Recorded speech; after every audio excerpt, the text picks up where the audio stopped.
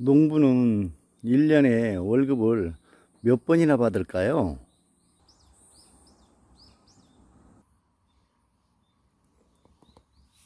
논농사를 짓는 농부들께서는 1년에 한 번 월급을 받겠죠. 내지는 밭농사 짓는 사람들은 몇 번 정도 받을까요? 예를 들어서 고추 농사를 짓는다고 했을 적에 보통 7월 말부터 시작해서 이제 8월 말쯤에 첫 번째 월급을 받게 되겠죠.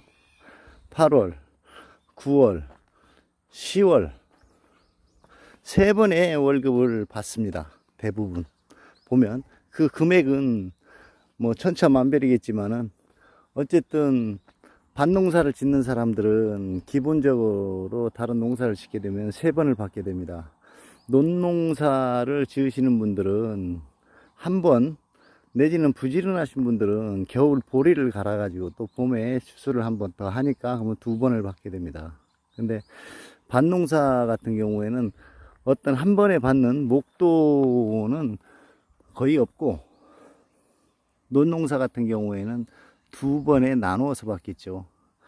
그러면 우리 밭농사를 지으시는 분들은 농사를 지으면서 월급을 과연 내가 몇 번을 연중 받을 수 있을까 한번 생각해 볼 필요가 있습니다.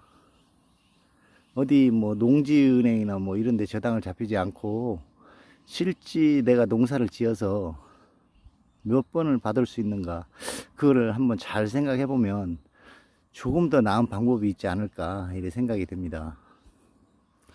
밭농사의 첫 번째 밭에서 나오는 하우스 특용작물 외에 일반 노지에서 할 수 있는 것은, 첫 번째는 완두콩입니다. 완두콩. 완두콩이 5월 말에서 6월 초쯤에 나오면 그거 한 달 동안 받을 수 있습니다. 그 다음에 호랑이 덩쿨 강낭콩 같은 경우에는 6월 말부터 하우스는 나오기 시작하고, 노지에서는 7월 중순부터 시작해서 7월 말까지, 이게 7월 20일까지 받게 되겠죠. 그 다음에 그 중간에 나올 수 있는 것이 6월 달, 5월 말에서 6월 중순에 나올 수 있는 것은 복분자입니다. 그러면 정리를 한번 해보겠습니다. 완두콩, 그 다음에 복분자, 그 다음에 호랑이 강낭콩, 그 다음에 고추가 있습니다. 그리고 완두콩을 뽑아낸 자리에 배추를 심게 되면 이제 그 추석 배추를 맞출 수 있습니다. 이것은 지형상 높이나 고도에 따라서 약간 틀릴 수가 있으니까 그거는 다른 작물 뭐 갓을 심는다든지 이렇게 대체할 수가 있고요.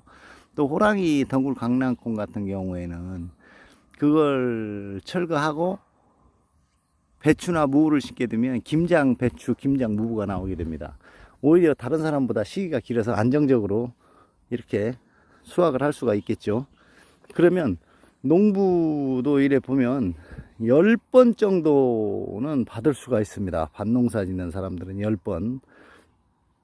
그 금액이 크고 적고를 떠나서 10번을 받을 때마다, 한 번에 받을 때마다 한 300에서 500씩만 번다고 생각을 하시면 연봉 5천이 되는 겁니다.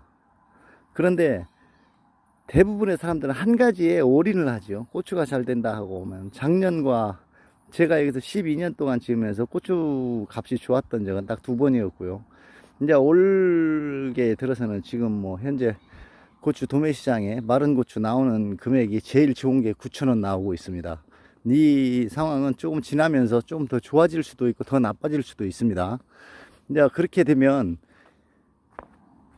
한 가지에 올인을 하게 되면 망하게 됩니다. 망하게. 잘 맞았을 적에는 대박이 날 수도 있지만, 그렇다고 그 대박도 아닙니다. 몇 년 만에 한 번 오는 게 그게 대박을 맞출 수가 참 없는 그런 상황이다 보니까, 그래서 저 같은 경우 모든 농사를 지시는 분들한테 권장하고 싶은 것이, 평수를 많게는 400평, 적게는 200평 단위로 금방 제가 말씀하신 대로 이 완두콩 같은 경우에 200평을 하게 되면은 최소 돈이 나오지 않아도 300에서 400 정도는 나옵니다. 300에서. 그 다음에 호랑이 덩굴 강낭콩 같은 경우 200평 하게 되면 그거 역시 한 500 정도는 나옵니다. 500에서 400 정도, 100만원 차이는 있습니다. 농사 짓는 거에 따라서. 그렇지만은 이 가격은 봄철에 나오는 이 주식이 아니고 밥에 놓아 먹는 이런 요리를 해 먹는 것이 밥에다 놓아서 먹는 이런 것이기 때문에 새로운 걸 나오면 봄철 식품이라고 보면 되겠습니다. 그래서 그거는 거의 안정적으로 금액을 높은 금액은 아니어도 안정적으로 받을 수가 있습니다. 그리고 그 중간에 이 복분자 같은 경우에는 대부분 이 고창 쪽에가 많이 짓는데 전라북도요, 진안에도 이제는 많이 짓습니다. 근데 복분자 같은 경우에는 우리가 일상생활에 먹는 거 외에 남자보다도 여자한테 굉장히 좋습니다. 아직까지는 술을 담그고 남자한테만 적용되는 걸로 그래 알고 있었는데 사실은 알고 보니까 여자한테 더 좋다는 게 요즘 많이 밝혀졌죠. 자, 그럼 복분자 같은 경우에도 200평을 하게 되면 복분자에서도 한 500이 나옵니다. 그럼 세 가지만 해도 1500 되지 않습니까?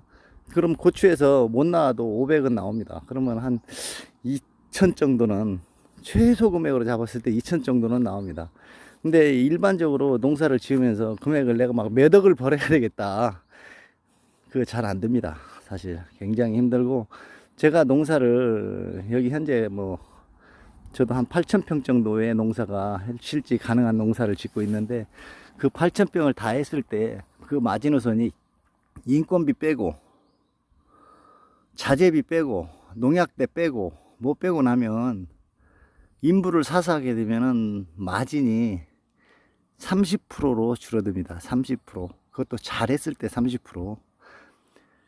그런데 부부하고 단둘이 지었을 적에는 그 마진이 약 60%에서 70% 가까이 됩니다.